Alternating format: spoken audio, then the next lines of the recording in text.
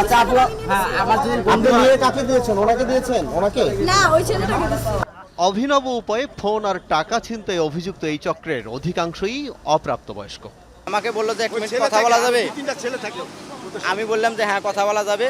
তো আমার ফোনে টাকা আছে, আমি মিনিট কিনে দিচ্ছি, মিনিট দিয়ে কথা বলেন, টাকা বেশি কাটবে না তার। তা উনি বলছে যে হ্যাঁ। পরে উনি আস্তে আস্তে 2 পা আগে গেল।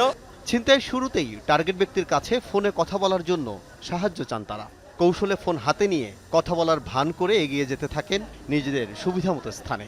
তারপরেই বেরিয়ে আসে আসল রূপ। বলতেছে এখন যদি আমরা বলি যে তুমি আম করে ভাড়া করছো, ঠিক আছে, এই কথা কয়ে আর প্রেশার দিতেছে, তোমার কাছে টাকা আছে, টাকা আমগো খাওয়াও। আমাকে উনি বলছে যে তোমরা আমাদের এখন 4 জনকে, 3 জন মহিলা আর 1 জন ছেলে না ছিল। বলছে আমাদেরকে এখন নাস্তা খাওয়াও, হোটেলে বিল করাও, যে টাকা পয়সা আছে আর টাকা চাইছে, আর যে হোটেলে খায়া বিলটা দাও, তাহলে তোমার ফোন পাবা, নাহলে এখানে তোমাদের পাবলিক প্লেসে ফাঁসে তোকে এখানে খারাপ বলে ফাঁসানো চাই। আমি নাকি ওদেরকে 3 জনকে হোটেলে বুকিং করতে চাইছি, এই বলে পাবলিক প্লেসে আমাকে মার খেলেবে।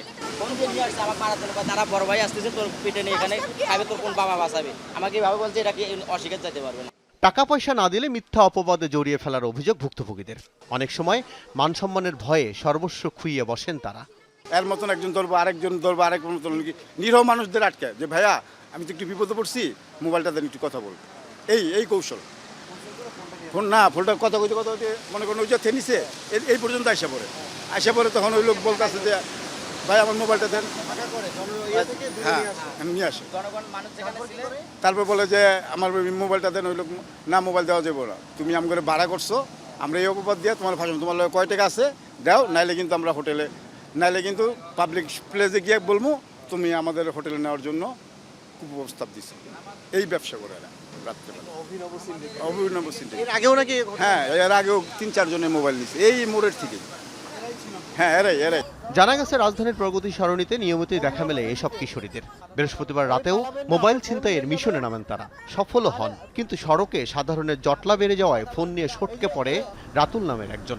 আটকা পড়েন এই 2 কিশোরী। রাতুল আমগো এলাকার সিনিয়র বড় ভাই। বাকি কারো ফোন দিয়ে দেখি। আমি জানি না, ও আছে। আমাকে মার খাওয়ার জন্য ফোন দিয়ে ডাকছে। তাদের দাবি কালাচাঁদপুর স্কুল ও কলেজে উচ্চ মাধ্যমিক 2য় বর্ষের শিক্ষার্থী একজন, আরেকজনের দাবি একই প্রতিষ্ঠানের 9ম শ্রেণীতে পড়েন তিনি। কোন স্কুলে পড়ে? কোন ক্লাসে পড়ে? আমি ক্লাস 9 এ পড়ি। আর আপনি? আমি কলেজে পড়ি, ইন্টার ফার্স্ট। আপনি না ওর বড় বোন? হ্যাঁ। কলেজে, একই কলেজে? মানে ও কালাচাঁদপুর স্কুলে পড়ে আর আমি কলেজে। একই কলেজে? হ্যাঁ হ্যাঁ। 999 ফোন পেয়ে পুলিশ আসার পর অভিযুক্ত ছিনতাইকারীদের উদ্ধারে আসে আরও 2 যুবক। আসেন আরও 1 কিশোরী। তাদের দাবি বান্ধবীদের সাহায্য করতে এসেছেন তারা। ছিনতাইকারী চক্রের কিছুই জানেন না। এটা স্যার দরকার ছিল না স্যার, আমি এটা ইনভলভ না স্যার। আমি চাইছি যে ওরা আড্ডা মারলেন, ওনাকে ফোনটা দিলেন, আপনি বিশ্বাস করেন, আপনি বসুন্ধরা যা জিজ্ঞেস করেন যে আমি চিল্লাচিল্লি করেও তো ছিল। এর মধ্যে আসেন আরও 3 জন নারী। তাদের একজন নিজেকে এক অভিযুক্তের মা হিসেবে দাবি করেন।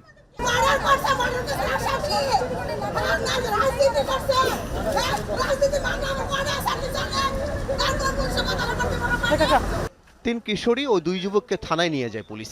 অপ্রাপ্ত বয়স্ক হয় মুচলেকা দিয়ে ছেড়ে দেয়া হয়েছে তাদের। আল আমিন হক অহন, যমুনা নিউজ, ঢাকা।